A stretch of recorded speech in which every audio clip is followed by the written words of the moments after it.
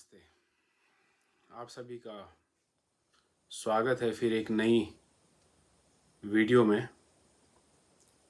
आज का विषय रहेगा कि आखिर मनुष्य अशांत क्यों है।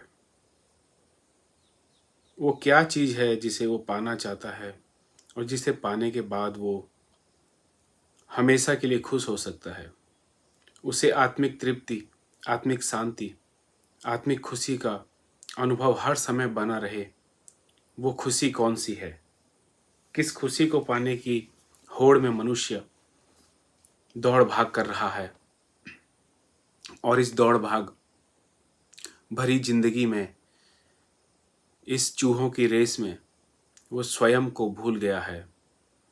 जो स्वयं की उसकी अपने अंदर की शांति है, वो उस शांति को भूल गया है। तो आइए आज उस तल तक जाने का प्रयास करेंगे ताकि हमें कुछ बातें पता चल सके, कुछ तथ्य पता चल सके, कुछ अनसुलझे तथ्य खुल सकें, उजागर हो सकें और कुछ राज खुल सकें। जो कुछ बातें दबी हैं वो पता चल सकें। तो देखिए, आज का जो माहौल है, जो आजकल की आम जिंदगी हो गई है, वो हम सभी जी रहे हैं।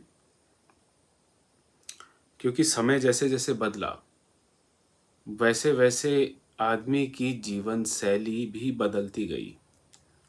तो जैसे ही जीवन शैली बदली तो इस भौतिक शरीर पर उसका प्रभाव पड़ा। इस भौतिक शरीर पर उसका प्रभाव पड़ने से जो आंतरिक हमारा जो जगत है, आंतरिक जो शरीर कहा जाता है, उस पर भी प्रभाव पड़ा। और उस आंतरिक जगत में जो मन बुद्धि है, उन पे भी प्रभाव पड़ा। तो बात की जाए कि ये प्रभाव हम पे पड़ता कैसे है, हम कैसे प्रभावित इससे होते हैं। तो इसका जो सबसे पहला जो स्टेप कह लीजिए, पहला जो आवरण अगर हम देखें तो ये हमारा जो पंच भौतिक शरीर है, इसकी इंद्रियां हैं। हमारे शरीर में 5 इंद्रियां हैं।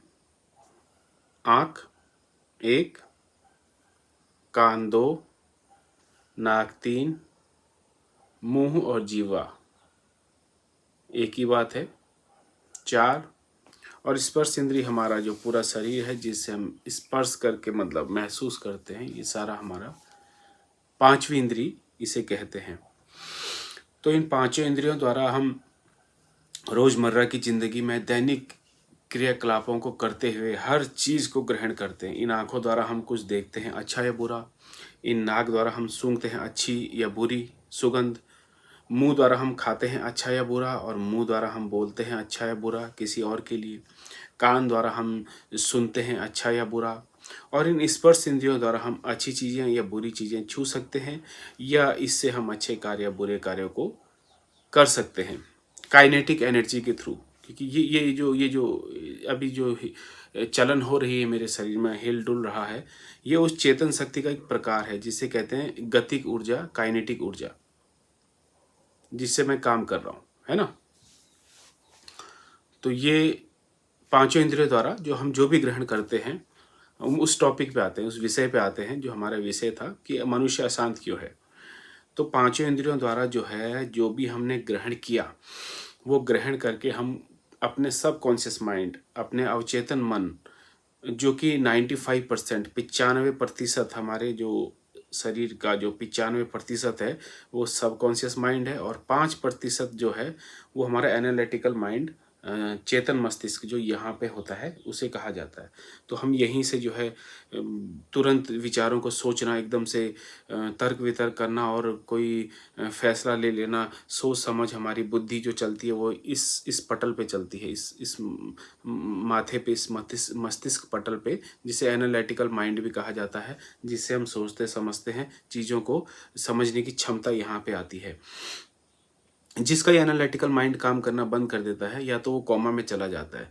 और बच्चों का एनालिटिकल माइंड जो है कुछ वर्षों तक, मतलब शायद 7 या 10-12 वर्षों तक ये डेवलप नहीं होता है। तो इसीलिए उनमें वो तर्क वितर्क करने की और ये सही गलत करने का उन पे क्षमता का विकसित ना होना इसी के कारण होता है। तो वो अच्छे बुरे का एकदम ज्ञान नहीं कर पाते हैं। तो ये एनालिटिकल माइंड एक्चुअली देखिए साधना में जो है एनालिटिकल माइंड का बहुत बड़ी भूमिका है। जैसे ही हम एनालिटिकल माइंड को ज़ीरो करते हैं मतलब हमने अपनी मन बुद्धि गिरा दी। वैसे ही हम उसके बाद ही हम जो है आत्म तत्व या कह लीजिए आत्मज्ञान या जो भी वो सुप्रीम पावर का जो ज्ञान है वो हमें तभी हो पाता है जब हम इस एनालिटिकल माइंड को जीरो कर देते हैं, मतलब मन और बुद्धि को गिरा देते हैं। जैसे ही मन बुद्धि गिरी तो हम कुछ नहीं हो जाते, हम जीरो हो जाते हैं, हम शून्य हो जाते हैं, हम अननोन हो जाते हैं एक प्रकार से। तो हम अननोन में सरलता से प्रवेश कर सकते हैं, अननोन जो अज्ञात की चीज़ें हैं उन्हें समझ सकते हैं, क्योंकि हमें जो ज्ञात का जो क्षेत्र था वो सुप्त हो गया है। तो ये साधना के दौरान मतलब इसको ऐसे निष्क्रिय किया जाता है ताकि हमारे ये मस्तिष्क बंद हो और फिर अवचेतन मस्तिष्क खुले। और अवचेतन मस्तिष्क में जितने भी विचार जो हमने संग्रह किए हैं जन्म से लेके या जब से हमारी मतलब प्रज्ञा बुद्धि जब से हमारी विवेकशील हुई, जब से हम चीज़ों को समझने लगे, तब से हमने अवचेतन मन में जो भी चीज़ें जो भी इन्फॉर्मेशन जो भी जानकारियाँ भरी है वो फिर हम साधना के दौरान जब हम कुछ नहीं करने में निष्क्रिय अवस्था में बैठे होते हैं, ध्यान में बैठे होते हैं, चाहे वो आँख बंद करके हम ध्यान कर रहे हैं, चाहे आँख खुल करके हम ध्यान कर रहे हैं, चाहे हम त्राटक कर रहे हैं, चाहे हम किसी वस्तु को किसी चीज़ को देख रहे हैं, तो वही हम अपना 95% जो है अवचेतन मन के विचारों को हम हटाते रहते हैं, एक प्रकार से डिलीट करते हैं। जैसे मोबाइल में मैसेज डिलीट किया जाता है वैसे हम ये जो हमारा अवचेतन मस्तिष्क जो पीछे कहा जाता है, मस्तिष्क के पीछे छोटा मस्तिष्क अनुप्रा मस्तिष्क मस्तिष्क, लेकिन वो नहीं है एक्चुअली। हमारा जो पूरा शरीर है उसमें ही अवचेतन मस्तिष्क का जो वास होता है, मतलब 95% हमारा पूरा ये शरीर जो है ये ऐसा बन चुका है कि यही अवचेतन मस्तिष्क है। क्योंकि हम जो भी रोज के दैनिक के क्रियाकलाप करते हैं वो ऑटोमेटिकली जैसे एक रोबोट करता है या फिर कोई ऐसे मेमोरी कार्ड में हम कुछ चीज़ सेव कर देते हैं तो वो एक प्रोग्रामिंग के थ्रू चलती है। तो वैसा ही हमारा शरीर रोज़ प्रोग्रामिंग के थ्रू चल रहा है, प्रोग्रामिंग जैसा चल रहा है, जैसे इसे प्रोग्राम किया गया वैसा चल रहा है।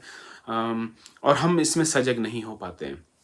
मतलब कि वो जो शरीर सुबह से उठ के रात तक जो भी क्रियाकलाप कर रहा है हम उसे देख नहीं पाएंगे, क्योंकि जब तक हमारा मस्तिष्क का विकास नहीं होगा, जब तक हमें होश नहीं सधेगा, हम देख नहीं पाएंगे कि सुबह से उठ के शाम तक मैंने क्या किया।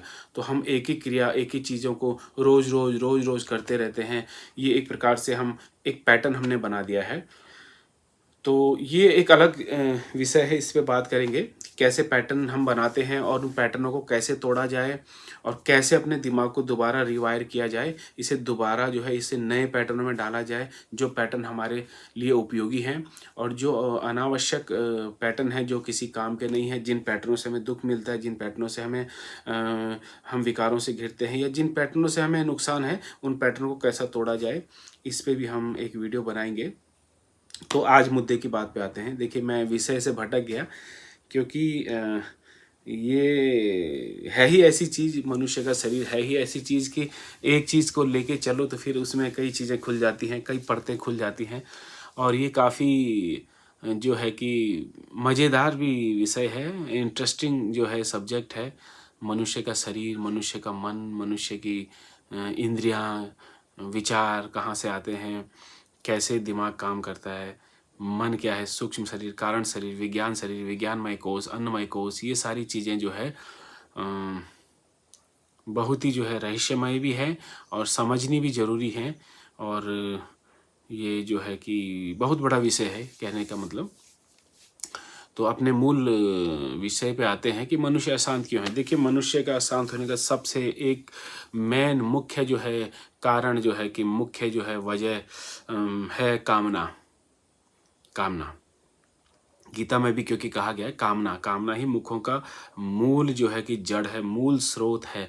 अब वो कामना किसी भी प्रकार से हो सकती है। कामना को हम एक ही न समझे कि कामना मतलब सिर्फ कामना, कामने का कई रूप हो सकते हैं, कामना के कई रूप हो सकते हैं। जैसे किसी से हमने कुछ कामना की कि इससे मुझे कुछ मिल जाए, तो वो एक कामना का रूप हो गया। खाने में हो सकता है हम कुछ कामना करें कि अच्छा मुझे पदार्थ खाने को मिले, वो एक कामना हो सकता है।